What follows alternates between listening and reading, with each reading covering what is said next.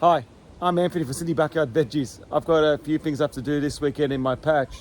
First thing I've got to do is actually add a few more supports to my sugar snap peas over here. They've actually come to the top of the trellis and now they're running the risk of being blown over just as they start flowering. So first things first, I'm going to come through, put a few extra strings on this trellis system and make sure that the peas are well supported.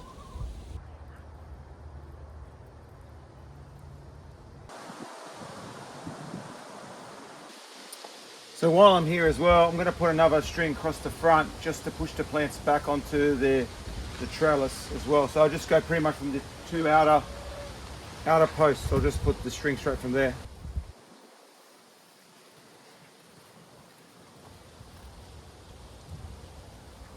There you have it. Peas are all supported for another week. So now I'm off to the next job. So what I need to do next is just to do a bit of harvesting. I'm over at my cauliflower patch.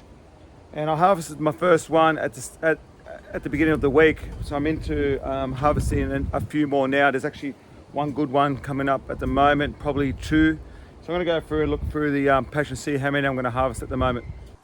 So just looking at my cauliflowers, I'm definitely gonna be harvesting this guy over here. He looks like he's ready to go. Looking quite big actually, really big, that one. And potentially I've got one just over here. That's almost ready to go too, so I'll probably leave that maybe till tomorrow, but definitely go over and harvest that one over there.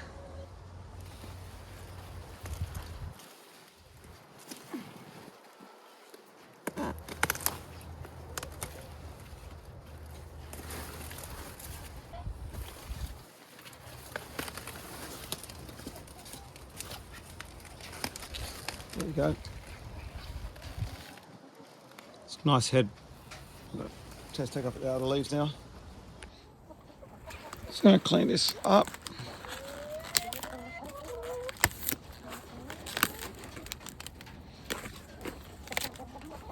Yeah, I might have left this just a tad bit long, as you can see, and I'll show you why.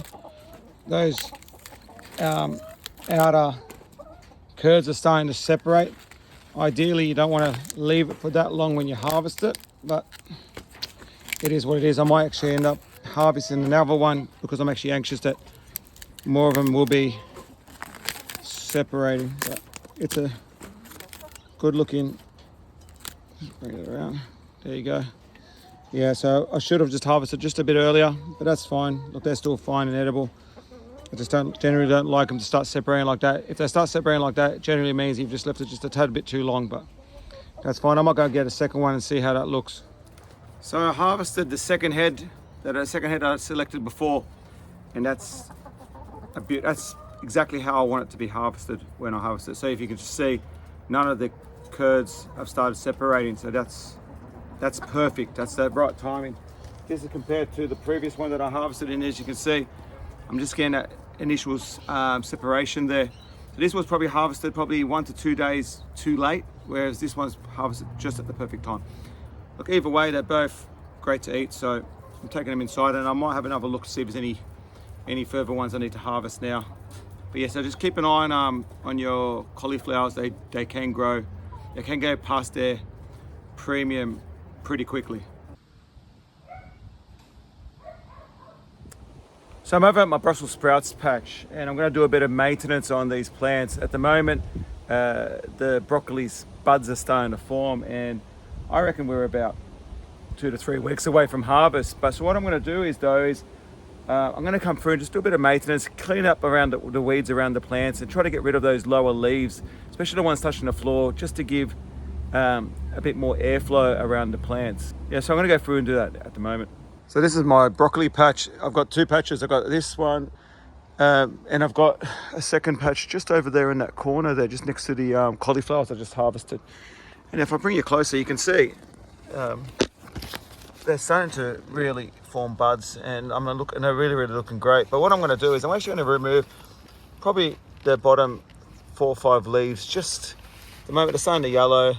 They're a vector for insects and diseases, and I just want to give a bit more airflow around the plant. So I'm going to go through and just potentially just with my scissors just cut off those lower leaves. I'm going to go through and do that for the whole patch. So I'm going to come through and what I'm doing is pruning any of those leaves that are touching the floor. There's a few that they become vectors for aphids and disease. So just anything that's really touching the floor, just cutting them off like that. Just wanted to show everyone that's one of the leaves that was touching the floor. It just becomes a magnet point for slugs and snails and aphids. So I got to get rid of them. Just give the plants a general weed as well while I'm here. Anything that's really touching the floor, it's got to go. So possibly these two. What I do is make sure I don't impact on the buds. I just cut it just shy of the bud, and then yeah, and I'll just go through and just clean up the rest.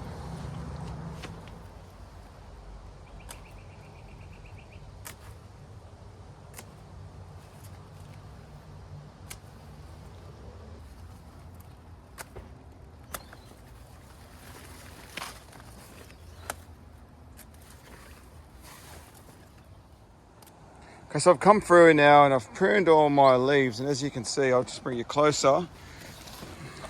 I've just taken off all the lower leaves, and they look great now. But I've gone through and weeded where possible, just ripped out all the chickweed.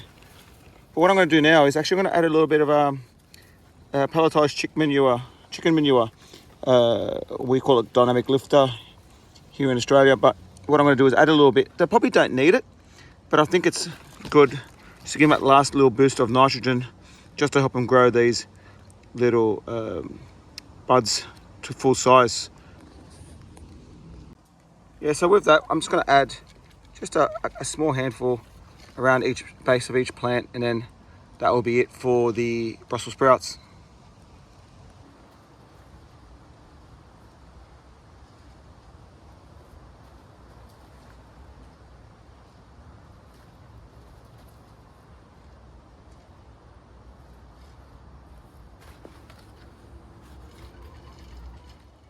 So now I'm over at my Wombok patch. This is the third planting, and just to do a bit of a check to see what I need to do. Obviously the first thing I need to do here is come through and just do a quick weed with the wire weeder. The chick weed is actually coming up in between the rows, so I just need to deal with that. But also they're at that stage now where they could do with their first round of nitrogen fertilizer. So I'm going to add a little bit of dynamic lifter pellets, chicken manure pellets to this patch as well. And that would be done for today. I might get rid of these external leaves around the outer leaves of the plants just to clean them up a bit. But besides that, I think what I need now is just a weed and a bit of fertilizer. So I'm going to get onto that now. Just before I start, just wanted to bring you close. Looks like there's been just a little bit of damage from what appears to be possibly slugs, but that should be fine. They will bounce right back. I'll just make sure that I might just give them a spray with some contact spray like white oil or pyrethrum just to clean that up, and maybe put a little bit of slug pellets down. But I want to show you, I do want to get rid of all these weeds. If they get too big, they'll start outcompeting the seedlings. So I'm going to come through and do that first. Okay, just using my trusty wire weeder, just going to come through and just weed the whole patch. Run it, just got to run the wire weeder just through. It'll knock out all those seedlings.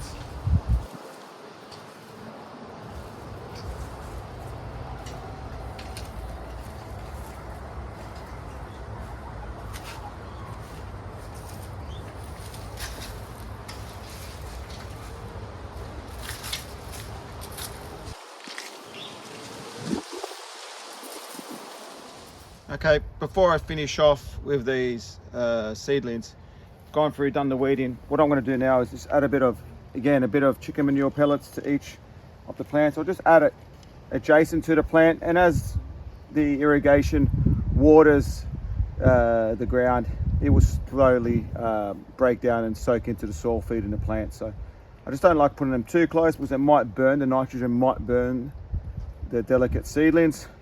But just at this stage, I'll just put it just adjacent to it and it should be good to go. So I'm going to go through and just add the pellets to the rest of these plants.